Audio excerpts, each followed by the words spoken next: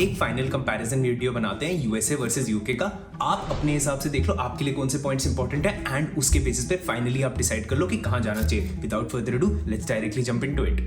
सबसे पहला important point है इनोवेशन एंड रिसर्च अपॉर्चुनिटीज का। तो अगर आप किसी भी ऐसे कोर्स में जाना चाहते हो जहां पे इनोवेशन और रिसर्च अपॉर्चुनिटीज की रिक्वायरमेंट है, तब आपको डेफिनेटली यूएसए चूज करना चाहिए। यूएसए में सबसे ज्यादा फंडिंग मिलती है रिसर्च के लिए, यूएसए में सबसे ज्यादा रिसर्च होती है and majority of the cutting edge technology भी यूएसए में बनती है। तो अगर आप बायोटेक्नोलॉजी इंजीनियरिंग में रिसर्च करना चाहते हो तब आपको यूएसए चूज करना चाहिए। एंड दस USA gets 1 point, UK gets 0 points. Second, cost of education. ये एक बहुत इंपॉर्टेंट क्राइटेरिया आता है बहुत सारे स्टूडेंट्स के लिए। कॉस्ट ऑफ एजुकेशन में आप हमेशा ये कंसीडर करना कि यूके कंसिडरेबली लोअर होगा एज अपोज टू यूएसए। अगर आप यूएसए का खर्चा देखोगे, एक masters degree somewhere around 40 to 70-80 lakh rupees भी जा सकती है, 1.5 करोड़ भी जा सकती है। यूके में वही डिग्री आपको 25 से 40 लाख रुपीस की रेंज में मिलेगी। So UK would be considerably cheaper. 10, अगर रैंकिंग के बारे में बात करें, UK will be 1, USA will be 1। Third point रहेगा work opportunities while you are studying there.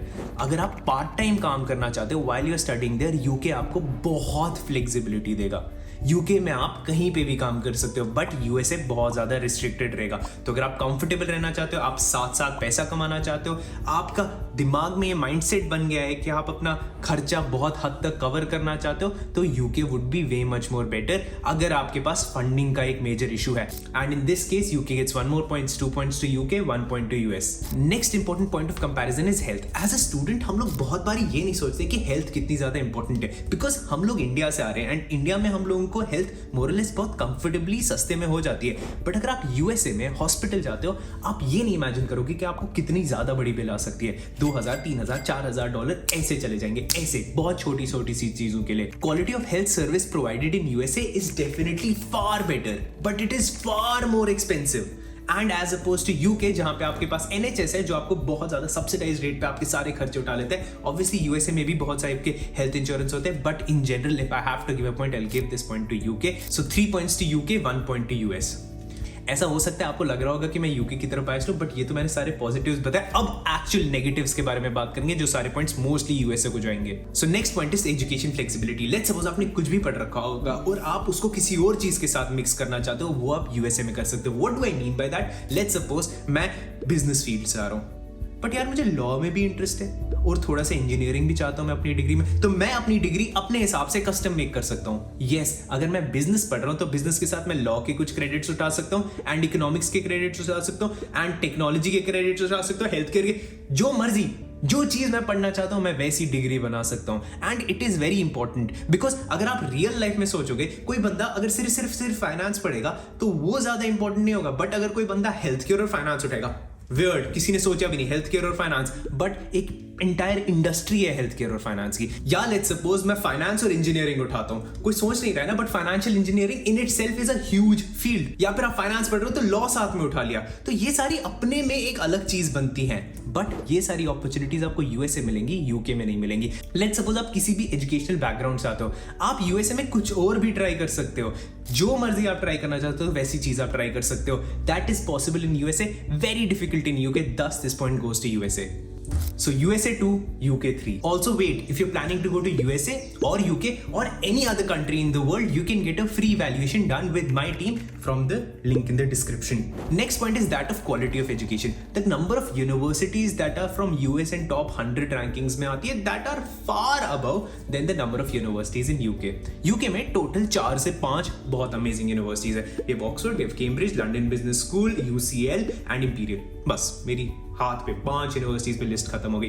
But USA में the list goes on and on on on on on. पहले तो हमारे M7 हो गए, आईवी लीग हो गए, अलग अलग यूनिवर्सिटीज है। So definitely this point goes to USA, 3 points to USA, 3 points to UK. Next point is that of career services team. अब करियर सर्विसेज टीम क्या होती है? इंडिया में प्लेसमेंट सेल्स होती है। प्लेसमेंट सेल्स कंपनीज आती हैं, आप उन कंपनीज का इंटरव्यू देते हो और आप सिलेक्ट हो जाते हो। बट यूएसए और यूके या इंटरनेशनल यूनिवर्सिटीज में ऐसा नहीं होता है। वहां पे डेडिकेटेड करियर सर्विसेज टीम होती है जो आपको हेल्प करती है कि आपको रेज्यूमे में ये करना चाहिए, ये करना चाहिए, ये करना चाहिए, इस बंदे के साथ कनेक्ट करना चाहिए, इस बंदे के साथ कनेक्ट करना चाहिए, इस बंदे के साथ कनेक्ट करना चाहिए, ये कोर्स उठाना चाहिए, ये चीज करनी चाहिए। तो वो आपको A to Z गाइड करते हैं। But overall career services team US universities की are far better than UK universities. So if I have to give this point, again this point goes to USA. So USA 4, UK 3.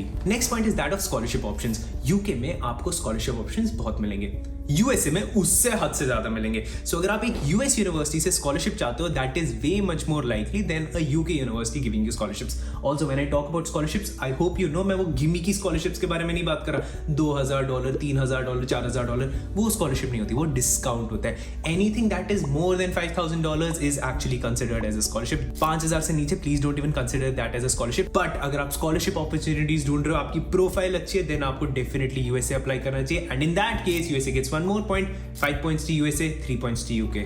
Next point is that of visa process. UK का visa process considerably simpler है। आप UK के visa के लिए apply करते हो, आपको visa मिल जाता है, मतलब नो ब्रेनर। यूएसए में H1B वीजा बहुत ज्यादा वेरिएबिलिटी रहती है, हद से ज्यादा।